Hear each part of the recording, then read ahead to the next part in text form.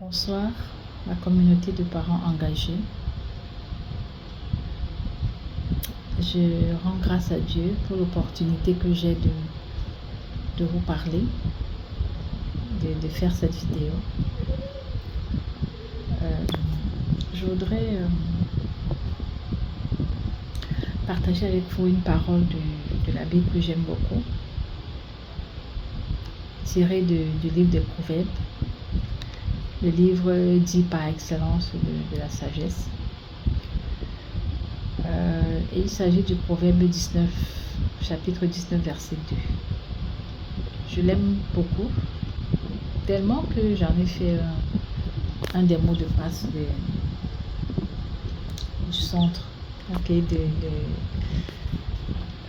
du centre César Nayel.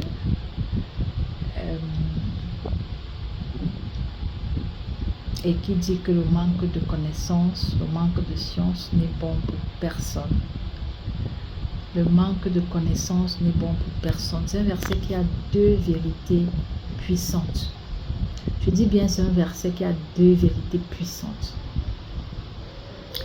La première, c'est que le manque de connaissances n'est bon pour personne.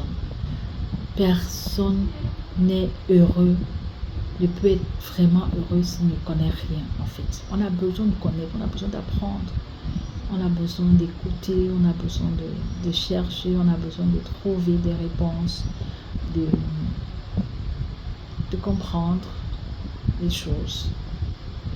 Je n'ai pas dit de tout comprendre, j'ai dit de comprendre simplement, on en a besoin. D'ailleurs, le Seigneur Jésus dira dans l'évangile de Jean que vous connaîtrez la vérité vous affranchira. On a besoin de connaître. La connaissance, c'est comme une illumination. La connaissance, c'est comme un éclairage qui vient nous ouvrir les yeux, qui vient nous donner une certaine clarté par rapport aux événements, par rapport aux choses, et même par rapport à un statut, une fonction. Et là, on est en train de parler de parentalité. En tant que parent, on a besoin de connaissances. On a besoin de connaissances sur la parentalité, on a besoin de connaissances sur notre rôle de parent, sur les enfants, le développement des enfants. Ce sont des choses importantes, je vous assure. Je suis étonnée quand j'organise des sessions de formation de parents et que je vois personne. Je dis, mais attends, parce que moi, quand j'entends ces choses, je cours, parce qu'on a besoin de connaître. Il y a des choses que vous faites, il y a des erreurs que nous commettons juste parce que nous n'avons pas la connaissance de quelque chose. Je prends juste un exemple, le développement de l'enfant. L'enfant se développe en étapes, que vous le vouliez ou pas. Il y a des étapes de croissance et de développement. Et à chaque étape, il y a des réalités. À chaque étape, il y a même une mentalité. À chaque étape, l'enfant a un certain état d'esprit. C'est important de connaître ces choses. Il y a des choses pour lesquelles nous frappons, nous battons nos enfants, alors que c'est tout simplement normal. C'est cohérent avec l'étape de développement dans laquelle ils sont. Nous avons besoin de connaissances. Le manque de connaissances n'est bon pour personne, même dans la vie de couple. La psychologie de l'homme, la psychologie de la femme, quand on veut décider de vivre en faisant fi de ces choses, on dit qu'on s'en fout de ces connaissances. Eh bien, on multiplie les erreurs et les gaffes. Et on fait mal à l'autre. On se fait mal à soi-même. Le manque de connaissances n'est bon pour personne. Ça, c'est la première chose. La deuxième chose, la deuxième partie de ce verset, c'est que celui qui précipite ses pas ne manquera pas de commettre un péché. Et c'est vrai. Celui qui se précipite, qui court, qui va vite. Et là, j'ai une chose précise qui me vient à l'esprit. C'est que quand nos enfants commettent des choses que nous considérons comme une bêtise, faisons très attention à la précipitation. Faisons très attention à la précipitation. Parfois, on se précipite à punir, on se précipite à frapper, on se précipite à insulter, on se précipite à dire des choses. Je vous le dis par expérience, je vous assure, il y a tellement de fois la retenue, ayons de la retenue. Ne nous précipitons pas. Celui qui se précipite, c'est pas commet un péché. finira par commettre un péché. C'est ça l'idée du verset. Finira par commettre un péché. Oui. Et nous commettons beaucoup d'erreurs en nous précipitant. Parfois, c'est un verre cassé. On ne cherche même pas à savoir pourquoi ça a été cassé. On frappe, on gifle, on insulte. Alors que nous-mêmes, on fait des erreurs. Nous-mêmes, on commet souvent les mêmes erreurs. Faisons très attention à comment nous traitons nos enfants et aux choses, aux actes que nous, aux abus. Je dis toujours, j'aime alerter par rapport à cela parce qu'il y a beaucoup d'abus. Faisons très attention. Ne nous précipitons pas, ayons de la retenue. Je ne compte pas le nombre de fois où m'exerçant à avoir de la retenue quand mes enfants font des bêtises. Parce que j'y travaille, il faut y travailler. C'est intentionnel, il faut y travailler. Même à partir de maintenant où je vous parle, vous pouvez commencer à y travailler et vous dire à la prochaine bêtise, je vais essayer d'avoir de la retenue. Moi, j'y travaille en tout cas. Et depuis que j'y travaille, je me rends compte, je vous assure très curieusement, je me rends compte que beaucoup de ces choses que nous considérons comme des bêtises,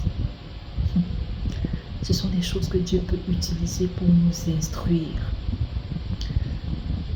Je ne dis pas forcément tout, ok? Ça dépend de la gravité, ça dépend du contexte, ça dépend de certaines choses. Mais a priori, ce sont des choses qui peuvent arriver et qui peuvent servir à nous passer un message. Des choses qui arrivent et pour lesquelles même on peut rendre grâce à Dieu. Je pense, ouais, je suis sérieuse. C'est un peu comme ce qui nous arrive à nous. Nous aimons bien réciter Romains 8:8 pour dire que toute chose concourt au bien de ceux qui aiment Dieu. Parfois, ces prétendues bêtises des enfants-là concourent à notre bien.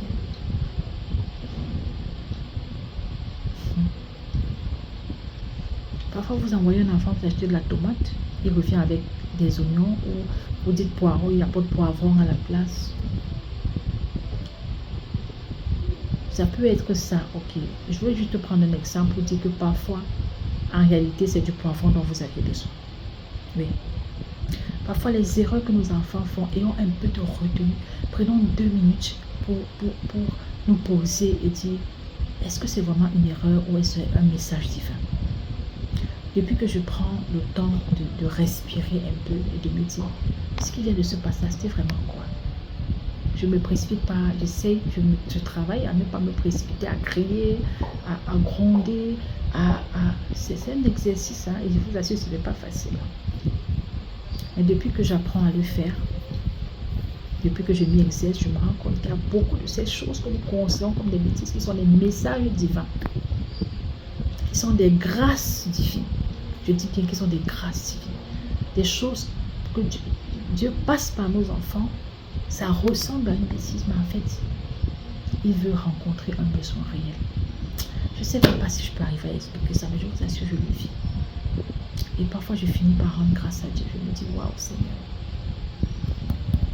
Si seulement nous pouvions apprendre à te voir et te reconnaître dans toutes nos voies et apprendre à te rendre grâce en toutes choses. Je ne dis pas que si vous envoyez votre enfant écrasé, peut-être, je ne sais pas, ça c'est le contexte ici, hein. Ou si vous l'envoyez chercher une tasse et qu'il la fracasse en chemin, je ne dis pas qu'il faut applaudir, c'est pas ce que je suis en train de dire. Vraiment, si vous avez du bon sens ou un peu de maturité, je ne sais pas de quoi, vous allez comprendre ce que je dis. Il ne s'agit pas d'applaudir face à une bêtise. Il s'agit juste d'avoir de la retenue et de se poser 1 minute pour se dire dans quel registre est-ce que ce qui vient de se passer rentre. Ça va nous éviter de prendre des décisions hâtives et de commettre des abus, de pécher par notre réaction face à ce que notre enfant fait. Vous savez, en général, ce ne sont pas des événements, les choses peuvent arriver, mais ce n'est pas ce qui arrive qui est souvent le problème. C'est comment nous choisissons de réagir à ce qui arrive. C'est ça qui devient soit un problème, soit un sujet d'action de grâce. Et c'est un peu comme ça que la vie est faite en général. Les choses qui arrivent, parfois elles sont mal emballées, mais ce sont des cadeaux. Donc faisons attention. Ayons quand même un peu de retenue. Ne nous précipitons pas. Et cherchons à connaître, cherchons à apprendre. Et instruisons-nous. Ok. Nous allons travailler à relancer ces formations, à relancer ces rencontres avec les parents, parce que je suis convaincue que le manque de connaissances n'est bon pour personne. Et nous avons besoin de connaître. Pour mieux pratiquer, nous avons besoin de connaître. Je vous promets que nous avons besoin de connaître. Allez, on s'en reparle prochainement. Dans la grâce de Dieu. Ce sont les deux choses que je voulais partager avec vous. Tiré de Proverbe 19:2. Le manque de connaissance n'est bon pour personne. Et celui qui précipite ses pas va finir par commettre un péché.